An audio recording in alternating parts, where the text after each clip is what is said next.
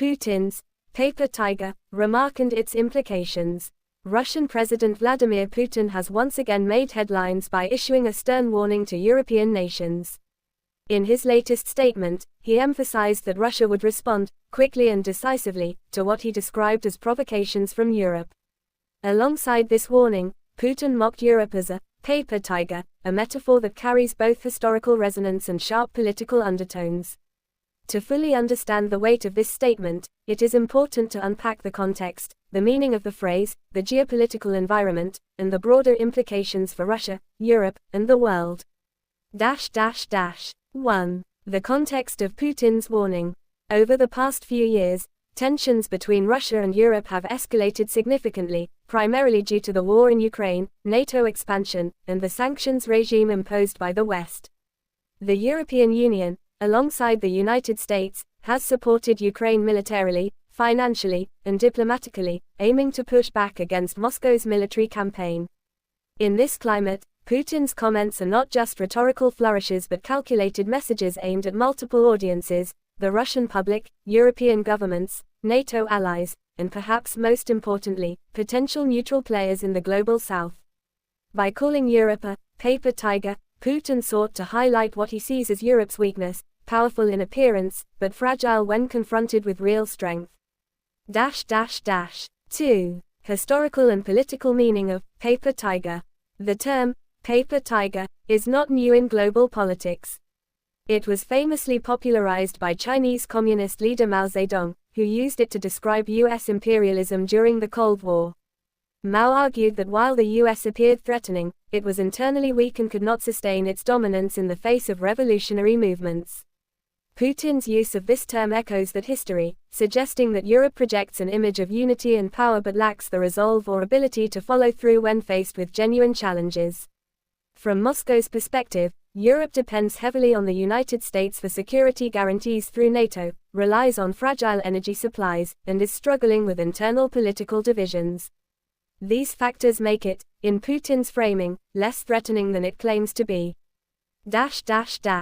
3. Europe's role in the Ukraine conflict.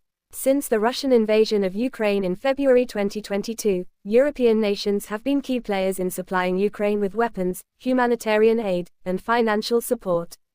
Countries like Germany, Poland, and the Baltic states have taken especially strong stances against Russia. Meanwhile, France has pushed for diplomatic channels, though it too has increased military aid. Yet, from Moscow's perspective, Europe's support has been inconsistent and often dependent on U.S. leadership. For instance, the provision of advanced weapons systems such as tanks, fighter jets, and long-range missiles often came only after Washington gave the green light. Putin sees this as proof that Europe lacks independence and strategic courage, thus making it a paper tiger, whose power is real only when backed by the U.S. 4. Russia's warning of a quick response.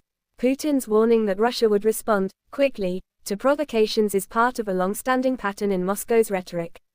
Since the start of the Ukraine war, Russia has repeatedly drawn red lines, warning NATO and Europe not to cross them. These lines have included sending long-range missiles to Ukraine, deploying troops near Russia's borders, or involving NATO directly in combat.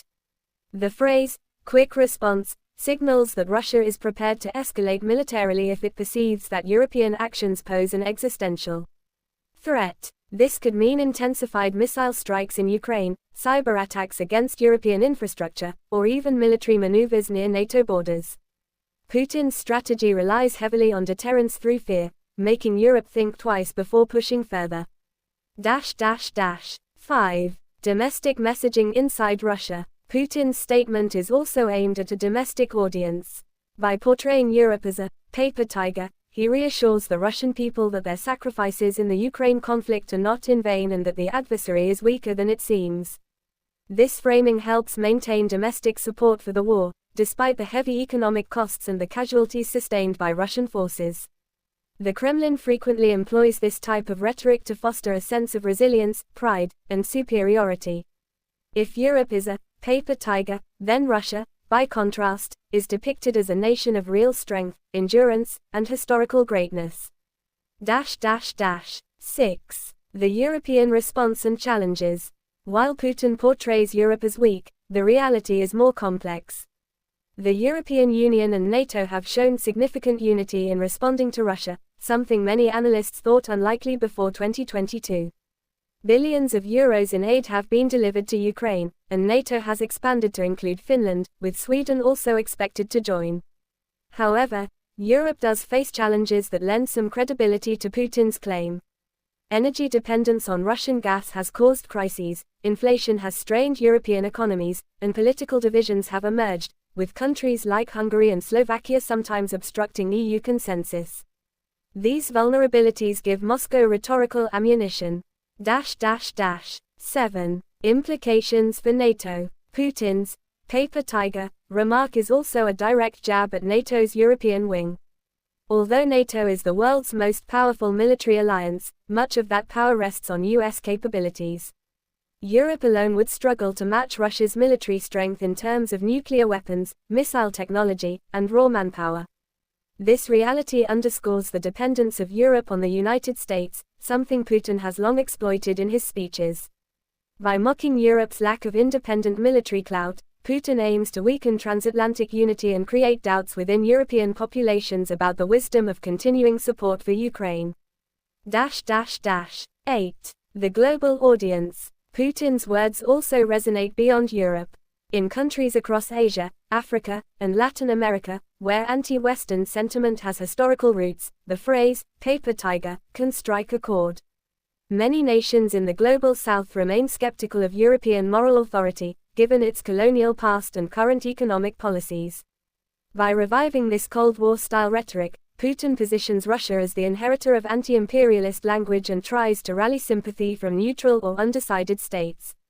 This strategy is particularly important as Russia seeks allies to bypass Western sanctions and build alternative trade routes. 9. Risks of escalation. The danger of Putin's statement lies in the possibility of miscalculation.